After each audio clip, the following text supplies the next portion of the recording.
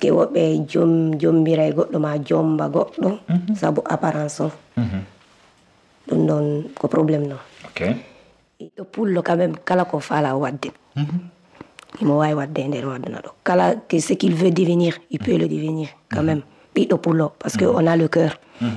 iɗen mari e kadi duwa e barkino ɓaawo men moƴƴano ɗa wawi wonde femme indépendante hara tu es indépendante à travers ta famille familière d'une manière hara a charge to na ya charge fo a wata charge ade fo mais a wallitoto moodi ma mais tu es indépendante ça fait ay golla da mari liberté yawgol golla normalement une femme indépendante ko ɗum ɗon a mari liberté yawgol golloya arta ka famille ma na wongo indépendante sasa waɗa ko faala ka yaasi ara ala yilteɗo mo ma yiileyɗo mo mi minay ɗum hande sa yehi ɗo joni wonɗo ni men wonɓe Europe gaɓe ɓay ko ɗon ɗo yodde sa yehi ɗo joni mogol lagine anana famille goɗɗi goɓe innama koma wallina visa makon woɓɓe innama ko ma sodna oti ɗum ɗo ma waɗana oti ɗum ɗo ma anana e juuɓe woɓɓe goo ɓe innama si a jombiɓe ɓe yahata ɓe wonda e siraɓe maɓɓe ɗin piiji fof hiɗi arde e tamƴiniɗa ko honɗum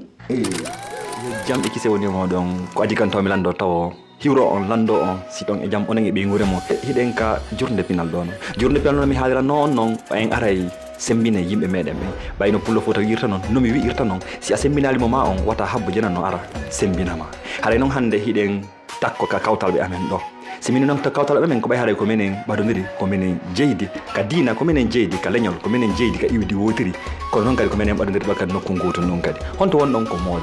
modena noon hiɗe woni ɗo hande e nenirawo e bandirawo meɗen goto dadiɗo dariti wakkiliɗo nantuɗo darjoɗo ono gasa e lebbi ɓawo ɗo on yi'imo o feƴƴi ka ɗerol an ɗo haray ko adi kon taw en hiwrotomo o andidina wonɓe darde ɓen ko honno o innete e ko honto o jeeya e no mi wiri on noon hande eɗen ari sembingol mo ɓay ka journée pinal ko fi sembingol naamo ngun e dina kan ɗengal ngal e leñol ngol ɓay mi fillito kadi mo sembinali hoore mum watta habbo goɗɗo goo no ari sembinama bandirawo on jarama on jaramde tana ala e moɗon tana wala onon ga juulama e jaam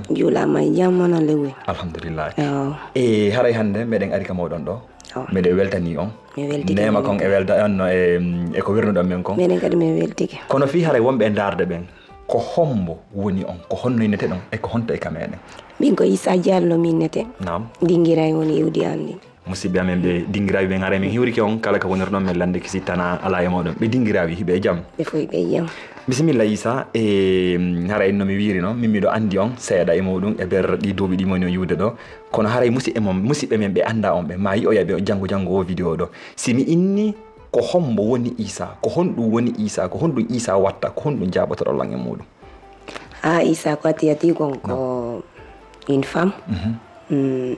o mari ɓiɓɓe e imo gollude mari profession si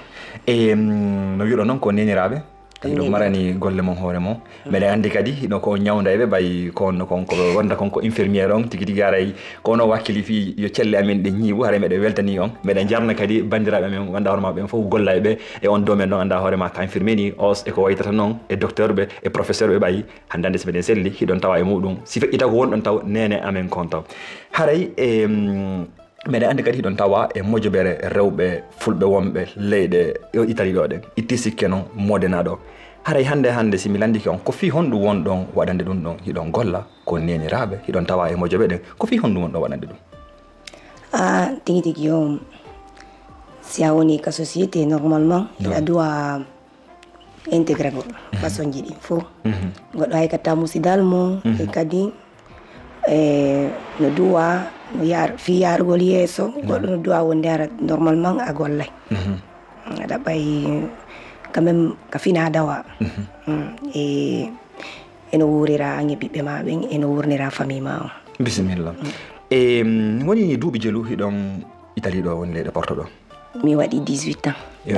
duuɓi 17 hiɗon e leyɗe ɗo meɗen andi innete joni haray ko anduɗon ɗo ko no ɓuuri ko anduɗon ka leydi dinguirawi kon si non no tawa e nder muɗum on wayri dinguirawi mi wayri dinguiray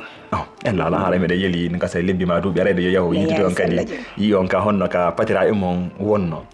e si feƴƴi Italie ɗo on wuuri e leyɗe goɗɗe goo wono France Allemagne Belgique ma aduɗon Italie ɗo non mi wural ko Italie ɗo to wonɗon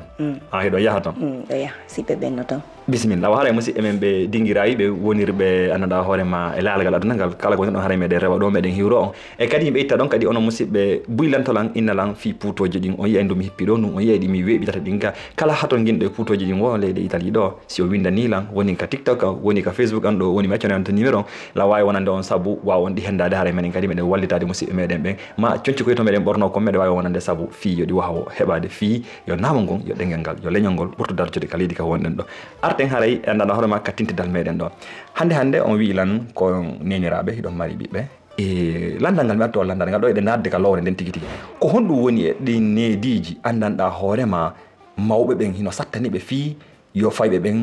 yildude muɗum ko honɗum woni andanɗa hoorema ɗin éducation ji andanɗa hoorema wonɗi en échappude fi yomi haalu hara koye ɓurto hoyde hara ko ɓurto famude landal ngal no satti seeɗa mais ko tata ko woti ɓiɓɓe ɓen ɓe heɓama e woti no occupation ji aduna ɓa ko ɗum innete mais en même temps kadi areɗa occupé e fi no wurni ɗaɓɓira no wurniraɓe donc piiji ɗiɗi gasidata il faut que goɗɗum e mum futoroma seeɗa mais woti no jokki no wakkili fi mum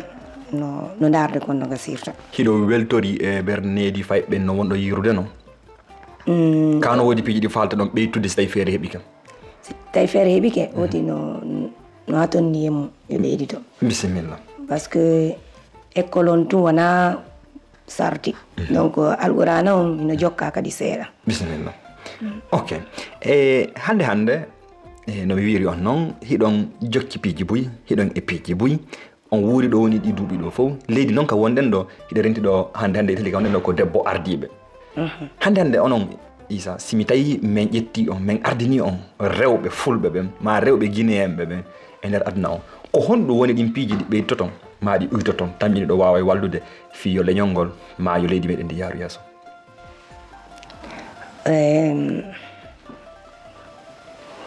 tigi tigi on ko piiji buy mais oti limay toon seeɗa bisimilla ko atti ko minen rewɓe yomin fottu min wola haala wota tan ɗum ɗon ko buy noon e ara yeggitali ko honto iwi yeggitali ko honno woni éducation mum ko honno ça fait ko honno objectif addi ɗum leyɗe porte ɗo kadi ɗon kadi ko buy e ɓa buyno toon yeggitay ka iwi toon yeggita ko honno wonduno e mum yeggita tigi tigi on piiji essentiel ji ɗin ara uggino e hunde wotere nden si tawi woni minen rewɓe meɗen fottude meɗen mo kala no yewtude ko mum kon na wolugol ko woni kon ka nder suudu mum mais ko wolugol difficulté ji ɗi woni rencontre de mo kala heɓana idée ko tata kon an kadi soñjamo soññirawo min kadi ko on noon mi soñji yewtana anda tigi tigi on ko solution on no oti waɗuno han feƴƴani ɗum donc min nayi ko fottugol ngol minen rewɓe no moƴƴani men bisimilla e haray si feƴƴi ɗon ko honɗum woni laawol mawɗo ngol kasen ko gandal français on noon ko honɗum woni parcours étude mon on jannguno français on jannguno arabe seeɗa pular ngal meɗen renti ɗon haalde meɗen andi hiɗon dolni e muɗum si mi jannguno français jannguno hangi terminal ok mais hawraniri mi jombama d'accord 2007 tigi on woti ari ga ok e alqurana on kadi moɓɓen kadi no min jannguno min tippinano fof kono min jannguno yer juulirɗe ɗin donc ko buy noon on ɗon ko buy noon donc simi faami hino honno Italie ɗo kadi ko aron ɗo on jannguno wonno parcours étude on heeɓi ga on heeɓi ga diplôme ji si Italie ga mi jannguno mi ari ko tiatti kon taw ko langue on ok e hitti ɗon waɗi formation infirmerie formation ostaw et par après waɗi formation infirmerie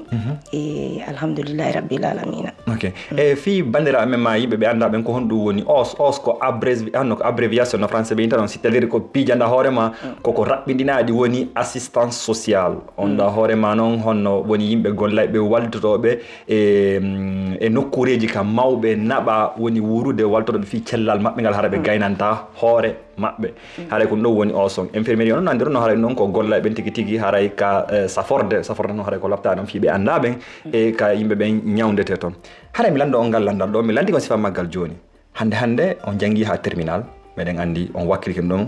on alqurana on jangi on andi ko honno aduna on feƴƴirta hande ko on neniraɓe hande hiɗon gollude ka yimɓe ñawdete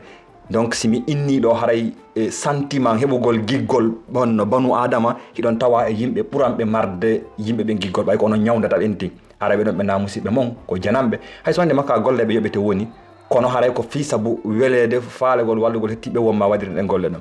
hande Issa si min ƴettima min joƴƴinima ka leydi Lagine ɓay haray aduna andantako a woni ko ente comme président a ardike leydi ndin hay sammo sari ɓay no renta wonɓe hande ɓe hiɗa ɗo lawol ngol wonɗa wadde ngol janggo ɗo a hewtoyde toon si a waɗama toon hande ko honɗum woni e toɓɓe tati mise tati woni exemple ji tati ɗi ittata ma ɗi ɓeydata Allah ñaara joni ko ati ko toɓɓe daranere nden e yaara ka positif oti katto ƴeeru ko andi kon waɗa andina woɓɓe goo kadi par ce que sa andi a marani hoorema luttuɓe wata nafitorde comme anno nafitorɗa noon ko woɓɓe goo kadi tindinma donc première des choses ko formation ji ɗin et walla par ce que jeunesse on quand même ton tigi tigi on angal ça fait angal hollede genre siga ɗin éducation ji ɗon no manqui buy la majeure partie yimɓe ɓen ça fait no yiɗi facile quelque chose de facile il arrive toujours ara ko facilité on welata ɓe et mais na faute maɓɓe kadi par ce que so tawi woni loi première des choses on taw loi joƴƴinaka e nder pays on d'une manière innugol goɗɗo ko ɗum ɗo duwa sa hewti o étape ɗo ko ɗum ɗo ça fait responsabilisement so woni ɗum ɗo manqui oti wonatamo ko ba gaynowo goɗɗum donc min première toɓɓere nden ko ɗum ɗon si deuxième on kadi ça fait facilita comme genre éducation pay koye moƴƴe no fanɗi par ce que éducation famille ma no wawma newde mais société on kadi no wawma newde donc quand même genre éducation société on no manqui par ce que fi on noon e nder galle wonama innayi ala ka galle babe ma mais wala ma ala yaduna on ala mais d'une manière sa hindiki éducation go ka suudu so tawi woni yaasi on kadi hino ɓeyditandema a ɓeyditorto tout woni mais aɗa witotako ɗum ɗon kadi no manqui kam men toon par ce que mo kala waɗay ko faala famiɗo haray no makir no yewti ɗon ni e tigi tigi haray toɓɓere nde alkaka sengo ka nedi ndin e kadi jama on acca faalegol ko hoyi kon tum haray aduna hoya a yewti konngol haqiqa on e hande ka jamanu meɗen gon fewndi ɗo hari law innete sayiji ko wonten pay ko ɓuuri kon pular ngal hari no janggede kono ko joni ɓuura ñiɓinede mum bindol ngol no inne adlam no jannede cenɗe ɗen fof e hiɗen andi pular ngal muñɗen ngal ko gonga hiɗen wawi ngal hiɗen yewtude ngal kono nde wondeji ɗe mari sattedeji sen yeehi ndi leydi ɗama se yeehi leydi ɗo yi noon annasarayankoɓe woni portoɓe mo be haray hino jikkini ka haala muɗum mo be haray hino jikkini ka namo muɗum hande onon adlam on hiɗon janngude fayɓe mon ɓen hiɓe janngude saare ka wonɗon ɗo hino jannede janngo hiɗon faala si feere heeɓi e saayi mon on janngorde fi faltagol e ɗengal ngal ɓurtagal ɓowrinde fi haala pular ngal bindol ngol si bindol ngol si min heeɓide kam min jannga min ɓeyditore fayɓen hiɓe janngude ni yimɓe janngude école on mais na adlam na pular ngal na pular on pular ngal ko yewta ka galle kon tu won ɗon haalde fingol ɗongo ko woola oɗo bisimilla awa haray honno so tawi karamakoɓe no takko ka cayi amen ɗo jannayɓe adlam on haray ɗo on modenaga kamɓe kadi ɓe mari fayɓe ananda hoorema donc so humpodiri e hooreɓe moƴoɓe maɓɓe ɗen on wawa e faltodirde fi waltagol ɓe fi ɓay haray no mi wirta noon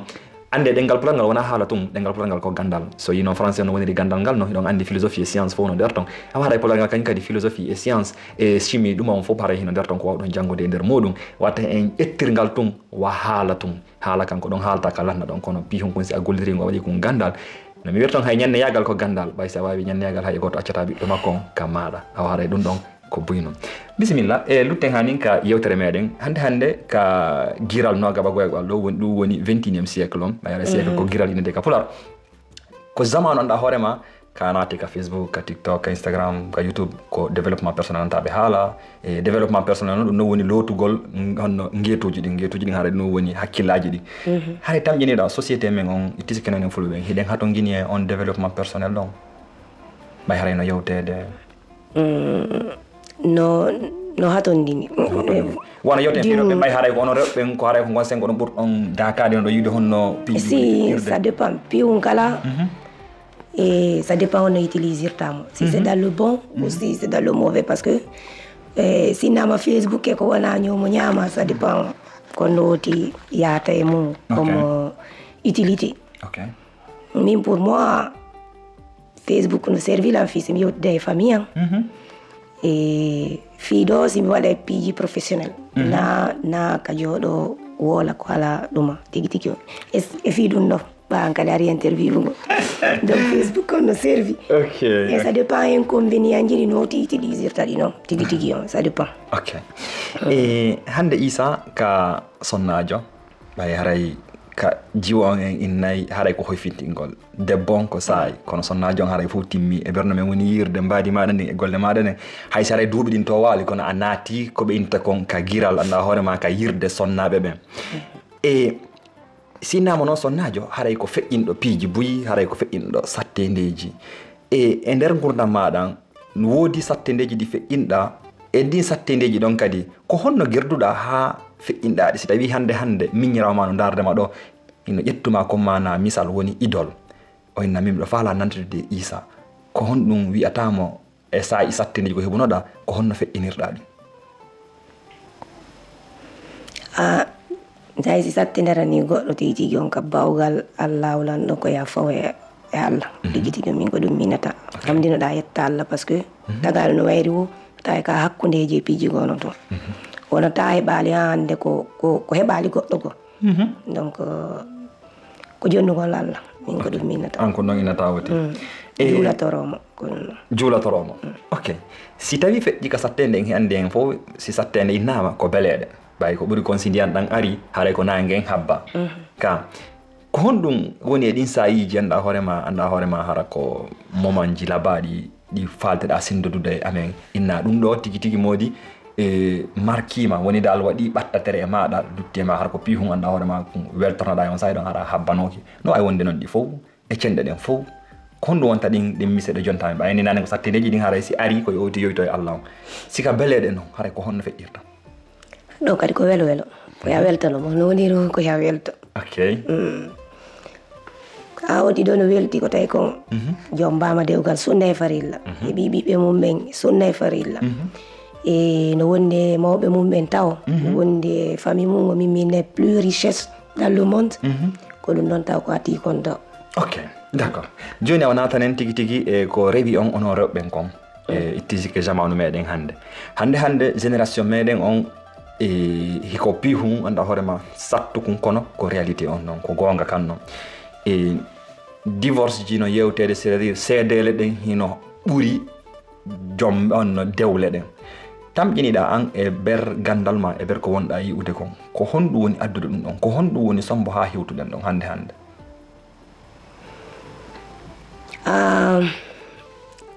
na piiwu goto no gasara ko piiji boyi par ce que woɓɓe jombira e goɗɗo ma jomba goɗɗo saabu apparence on ɗum ɗon ko probléme noon e ma ɗum jombirawo ti yaka goɗɗo saabu jawdi makko ndin ɗum ko probléme noon ma ɗum yaha saabu darde makko ma goɗɗo ɗum ɗon fof ko probléme so tawi woni a yahay ko goɗɗo gigolngol kadi joni yimɓe ɓen ɓe sendidira ɗum ɗon no welanmi ɗum ɗon no mettanmi par ce que koko il vive le moment et émotion moment tan noon ko ɗo woni jogade mais pour moi c'est quelque chose que tu n'arrives même pas à faire la différence et imminnayi tun so tawi woni yo yimɓe ɓen jendito mawɓe mum ɓen moƴƴa ka affaire dewle tigi tigi on si mawɗe ma inni ɗo moƴƴa andu moƴƴa si ɓe inni kadi yaw a ninsata yaw ko sa ninsata bisimilla hande génération men on hanin ɓayɗo Allah ɗen ko a debbo ko fiiroɓe yewten fi muɗum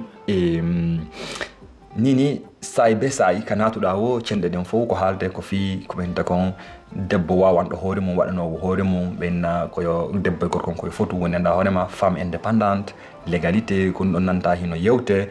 hiɗen andi le hari ɓawo ɗo maka namu meɗen maka dina meɗen no woodi piiji goɗɗi gonɗo anda hoorema hara ɗi jaɓi goɗɗi goo hiɗi jaɓa kono on femme indépendante ko yohalte fi mun don hino addude kadi caɗele buy kadi tamƴiniɗa ko honɗum woni quelle est la raison pour laquelle on est arrivé à ce sujet et ko honno hewtirɗen ɗon e ko honɗum woni sombo ha hiɗen ɗon.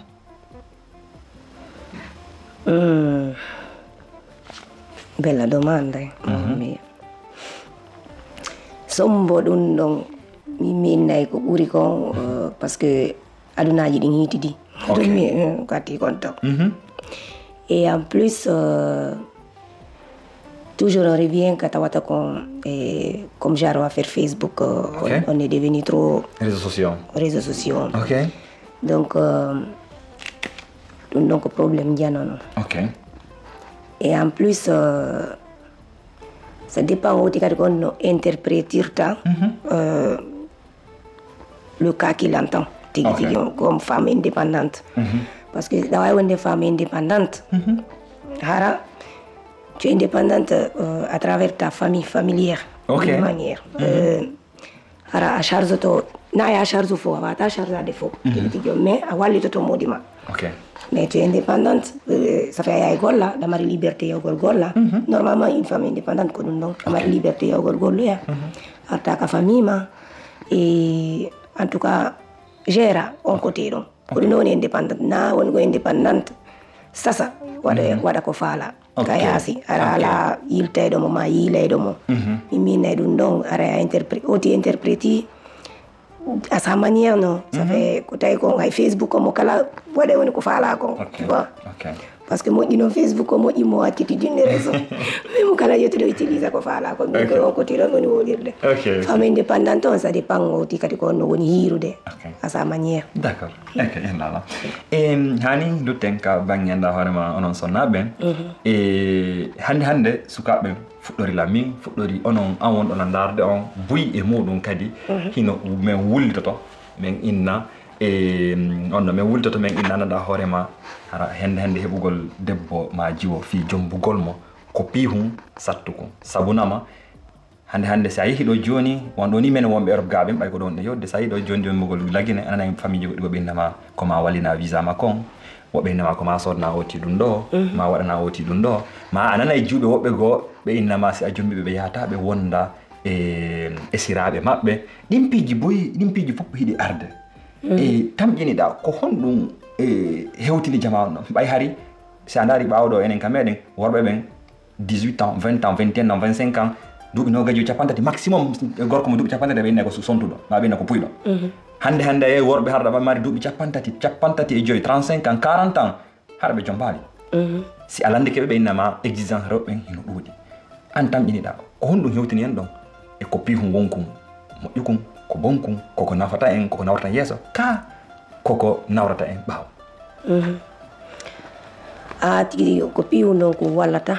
ko yiltitira e tum ɓaawo et parce que yimɓe ɓe woni joni no suti tamowo won trop ɓuuri important tagaɗo won ɗon ka guitema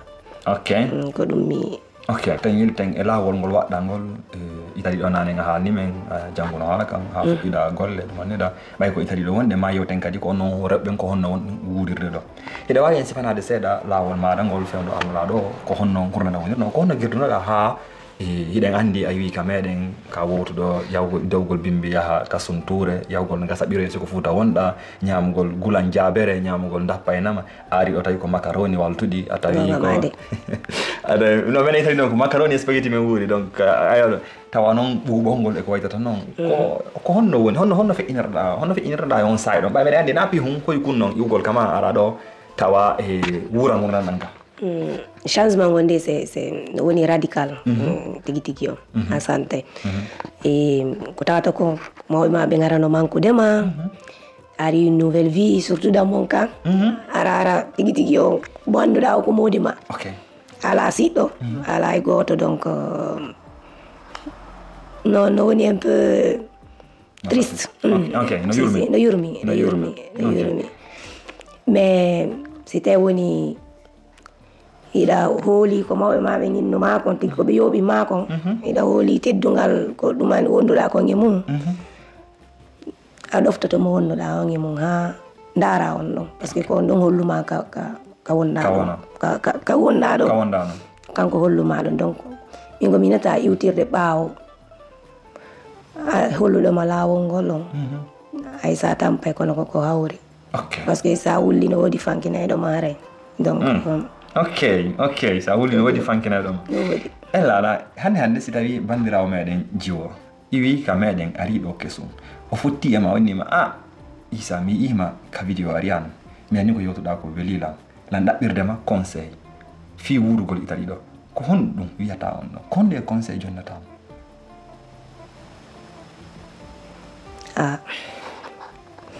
min waɗi no sattay no satti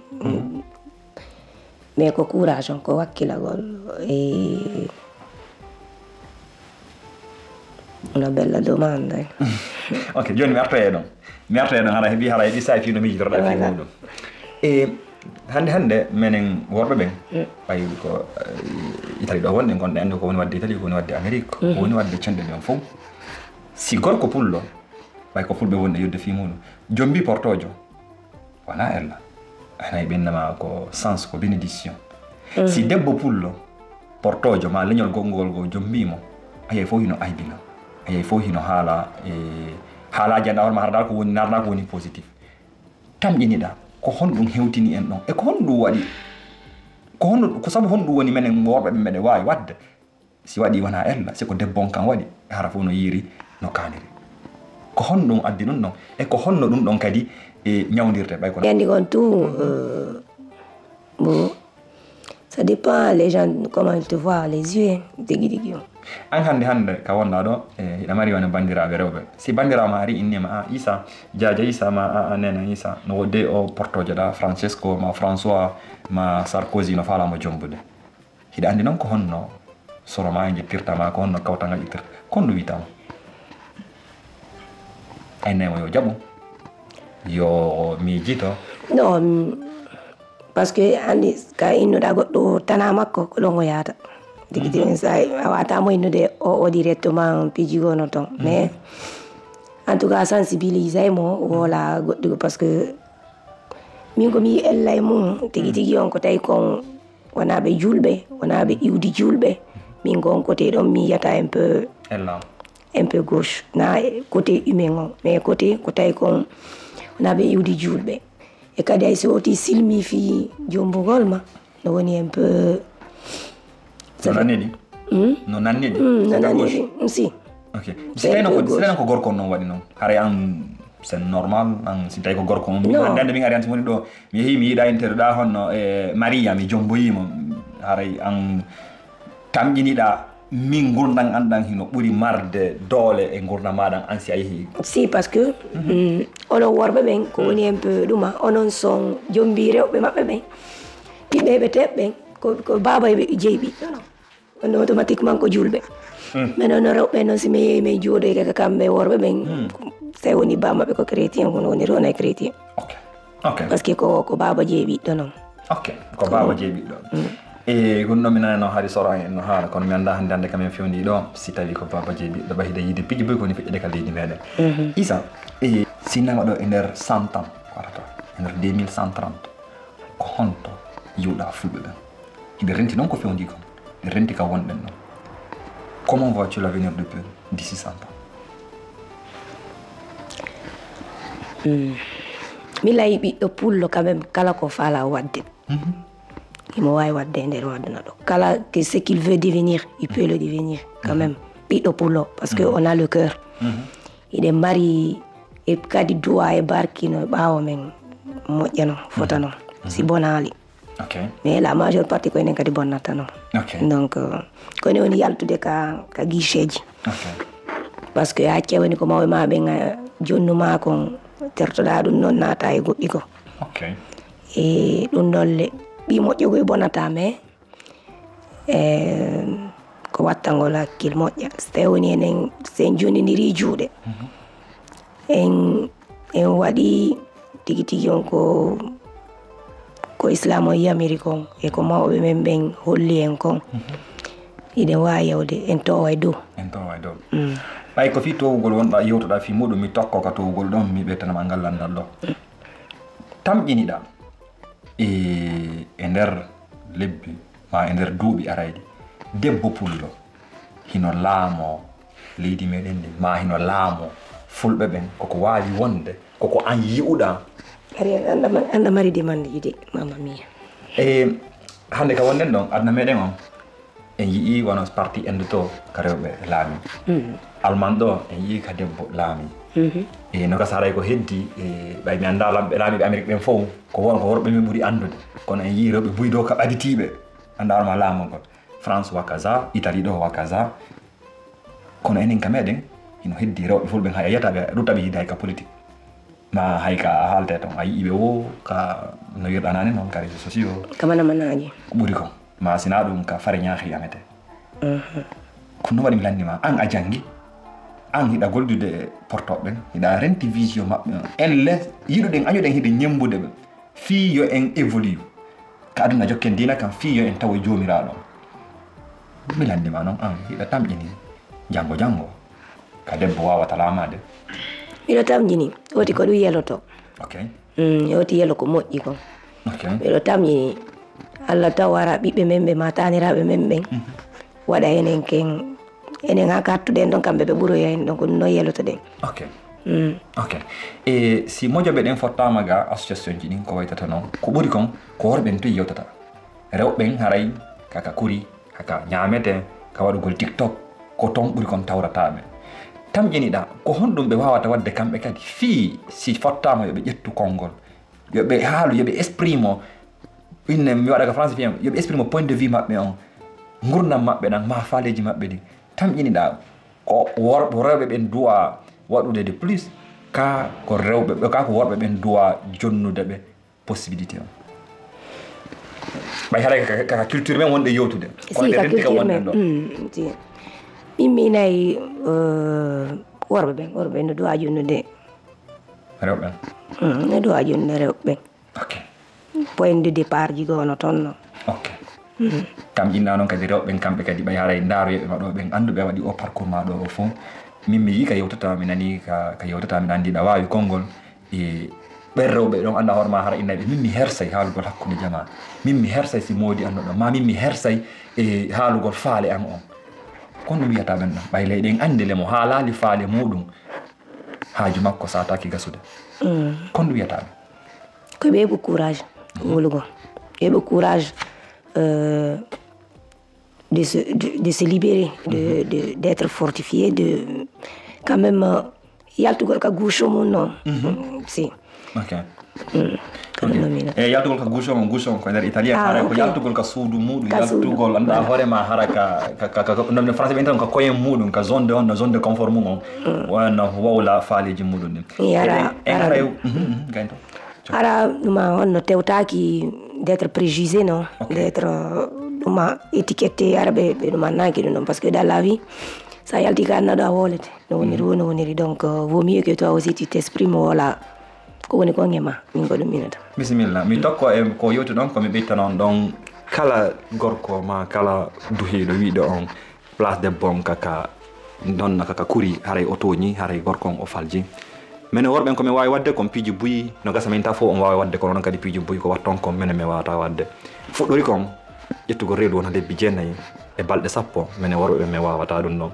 ko feƴƴin ton kon ko muñata ɗon ko minen mi wawata ɗum ɗon a wonon kadi si fottama hiɗon mari faaleji hiɗon mari haajuji hiɗon mari miijoji holle miijoji moɗon ɗi yewte faaleji moɗon ɗi sikoye faljere men woni taw a moynugol men heyi kaarijo a falji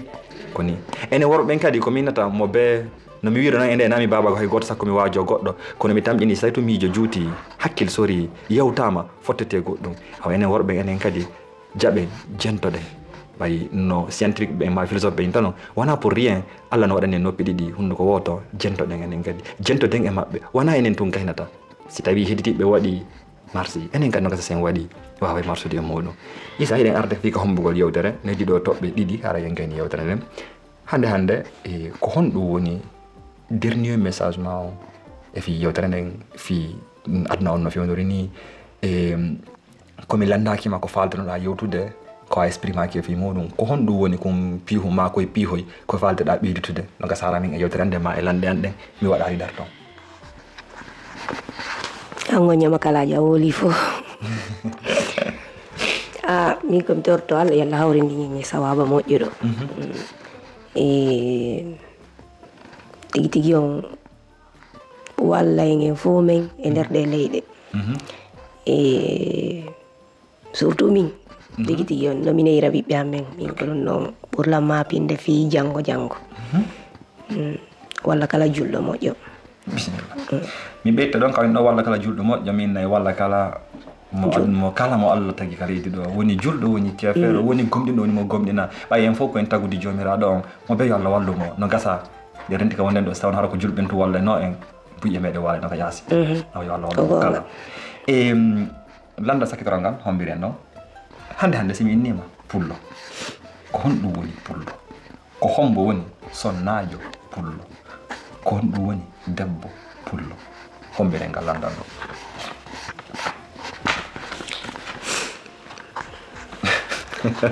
min kadi mi waɗandi man ko honɗum woni suka pullo ko honɗum woni suka pullo mi jabama on tuma ɓeydaɗo an kadi jabande ma nden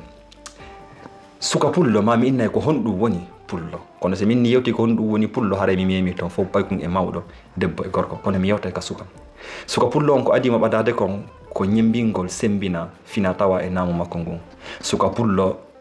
ko jokkowo diina ko tawri mawɓe makko ɓen o tefa o anda si tawi ko diina moƴƴa kamɓe woni si tawi hiɓe faljude o wurta ber ko andi kon fi wata faljere kaɓe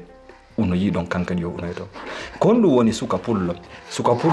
ko daditiɗo dari tokkowo enɗan suka pullo ko hersowo suka pullo ko hulowo suka pullo komo kansata mi haɗa ɗon haɗa mi ala ɓittude ko hetti toon Allah jarama joni jabola nan jenti jabolangal ko honɗum woni debbo pullo debbo pullo ko wawɗo ɗoftago needi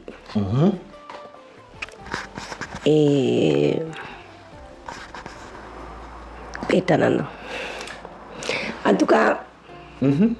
hiɗa ka lawol fewgol goy ka ɗoftagol e ka ne'ugol pelletti ko taw wona par ce que mo ɗoftike